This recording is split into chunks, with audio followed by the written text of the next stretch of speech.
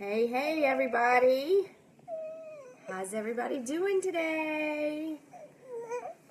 So I debated on talking about this particular subject. Little munchkin butt. I debated on talking about this particular subject as the final part of the blog series that I'm doing right now about couple time for parents. So as you can see, he's trying to bite my hair.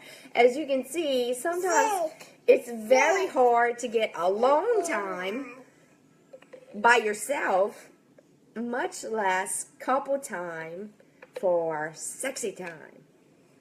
So, but obviously that's something that's extremely important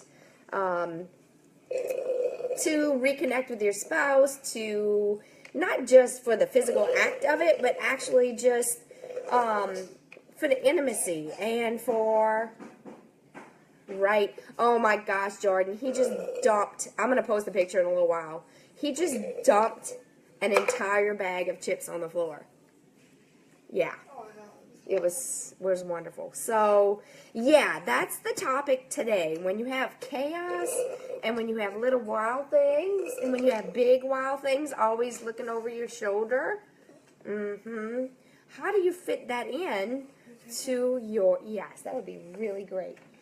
Let's see, Chloe. Bye, people. So, you know, how do you fit that into your super busy schedule? How do you make that happen when your husband works an hour away? Or if you have a spouse that maybe, you know, is tired when he comes home because he has a strenuous job, or you just don't feel attractive because you're a mom and you feel like a dish rag every day. You know what I'm saying? Because somebody's always pulling on you. And I don't know about y'all, but as a breastfeeding mom, like sometimes you just are touched out, man. Just totally touched out. Stop touching me. So how do you separate that? How, right, Becky? What? So how do you separate that? How do you be that person to your spouse that you want to be? Because that is so important to make that connection. And again, it's not just about the actual physical release of it. Of course, that's very important, but sometimes it's just that one little thing that you can do without words that just gets you back to the intimacy and the time that you need as a couple. So I'm going to be writing the blog shortly. I'm going to try to hurry up and do it because today we have a track meet. Whoa, look at my track mom. I need a new track mom shirt. I mean, kind of tired of this one. I need a new one. So hopefully we'll see how Phoebe does today after she has recovered from the flu. But this is the topic, and I really want to hear from y'all. Thank y'all for those of you who have sent me messages about finding some value in the things that I've been doing with videos and with the blog. I really appreciate that so much, and I'm so glad that y'all are finding value in everything. But obviously, this is something that's important. We have to try to figure it out and how to fit it into, like, this is chaos, man. This is really chaos. So what do? You know? Oh, yeah. Let's see what Stephanie said. Oh, yeah. You know, when you feel like you don't have time for yourself and you feel kind of, you pulled in so many different directions. How do you give one more thing to somebody else? And there's a way to do that, because sometimes this is much for you as it is for them. So thank you, Beverly. I really appreciate all of y'all popping on and hearing what I have to say about this. It's something that I think is just hugely important, and I hope y'all can find some value in it. So look for it this evening. Hopefully I'll get it in there before the track meet, but if not, then I will do the best that I can to get it up as soon as possible, and I'll post it in the comments. Oh yes, Becky, I totally know what you're saying.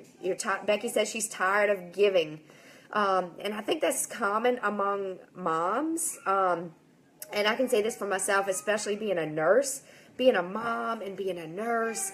You know, we're trained, we're caregivers. You know, this is what happens. We take care of everybody else, and we're last.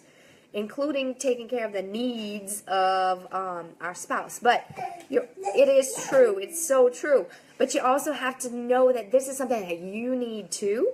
So there are ways to, I have found in my personal experience, to get back to it for myself, not just for him.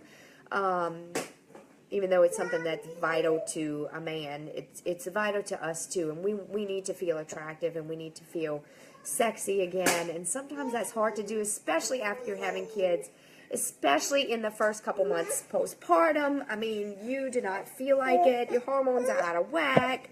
You know, there's so many changes going on, but we definitely need it. And as a couple, it's something that's super, super important. Tell them hi, Cruz. Say, how y'all doing today? Say, sexy time. Probably shouldn't have taught him that. Don't look back on this in like 10 years, okay?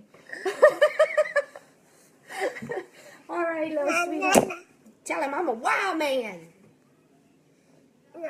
Tell him what is in our slide today. What was in our slide? Tell him a granui. Yeah, granui in our slide. We had a granui, y'all. If you don't know what a granui is, it's those little green tree frogs. But yes, Becky, that is exactly how he got here. Like, I'm not even really sure how, but that's one of the things that is a saving grace for parents. Quickies. You know, you gotta do what you gotta do, right? I don't even remember how it happened. So, okay, y'all, thanks for popping on. Peace out. Have a wonderful Wednesday, and I will be looking forward to hearing all of your messages and comments about that, too. Yay! You want to say yay? Tell them bye-bye. Bye. Say, see you later, alligator.